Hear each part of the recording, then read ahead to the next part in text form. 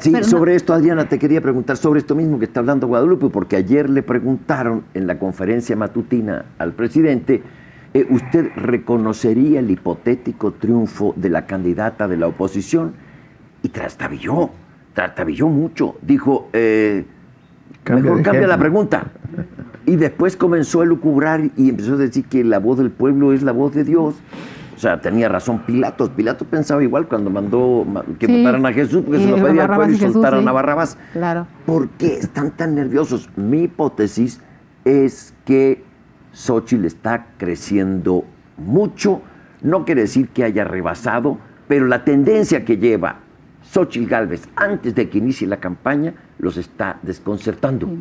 Hay dos elementos que me parece que han jugado muy bien en este peligroso camino que tenemos con un presidente tan autoritario, y me parece que vale la pena señalarlos. Primero, por supuesto, una reagrupación de fuerzas que con todos sus asegúnes y con cosas que pudieran mejorarse va avanzando y que no se ha vencido y que ahí sigue.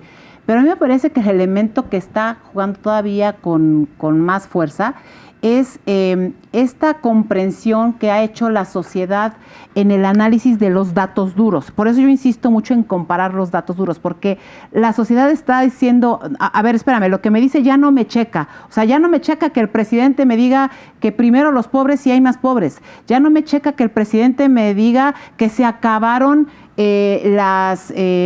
es que se acabaron los crímenes y los homicidios cuando hay más homicidios. Ya no me checa que diga que hay un país en paz cuando el país está completamente en guerra. Ya no me checa cuando dice el presidente que hay bienestar en este México y la gente está comprando sus alimentos más caros, los trabajos están escaseando, en fin.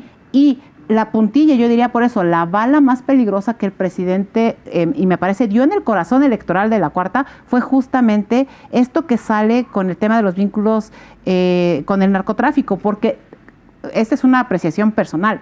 Hay, por supuesto, un mensaje del gobierno de Estados Unidos que tiene que ver con la lucha de poder en Estados Unidos, pero también con lo que está ocasionando que el presidente tenga esos vínculos para las relaciones comerciales, para el crecimiento del país, para el peligro que significa que sean los narcos los que se adueñen del gobierno. O sea, un narcoestado no es lo mismo que entender que hay que combatir al narco.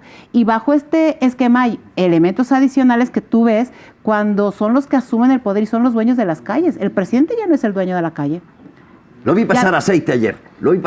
Claro. Ayer. Si vemos la pregunta que le formulan de una manera muy correcta, muy comedida, y cómo trastabilla cuando él debió tener pensada la respuesta, pero desde que asumió, ¿le va a entregar usted al poder a otra? Sí, por supuesto. O sea, claro. Yo tengo un periodo por 6 años, ya que es mi partido que gane o no.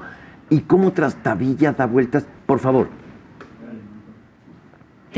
Una vez que se confirmen los resultados electorales a la presidencia, en el hipotético caso, ¿reconocería a la ganadora aunque no sea de su partido? Gracias. Cambia de ejemplo.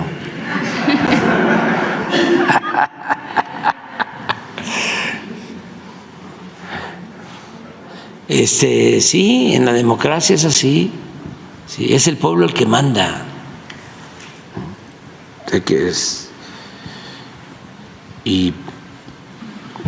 Pero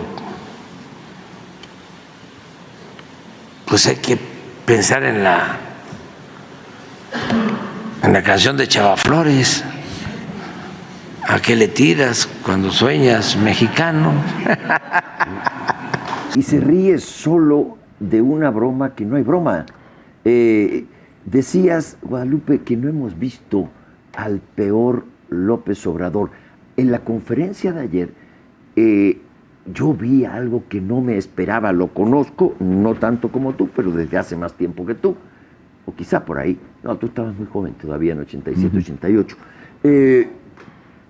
No me esperaba esto, que poner ahí a un pseudo periodista, a un robot con bigotes, al que habilitan como periodista para que saque una nueva teoría del asesinato de Luis Donaldo Colosio y que él tuvo las pruebas y que se las dio Líbano Sáenz. Yo hablé con Líbano y me dijo, pero no es cierto. Ese personaje Y que iba a andar hablando con Líbano, ¿te imaginas? Y dice que él fue a hablar con Ili Ortiz, que él trabajaba en el Universal, fue a hablar con Juan Francisco Ili, dueño del Universal y director en ese entonces, y que le llevó las pruebas y que lo mandó de vacaciones y después lo corrió. Todo eso es sembrado por un personaje siniestro que se llama Jesús Ramírez Cuevas, el jefe de la propaganda del presidente. Pero eso no se lo echa Jesús de su ronco pecho, lo acuerda antes con el presidente. Sí, claro. Y poner esto y del presidente dice, qué grave, vamos a ver.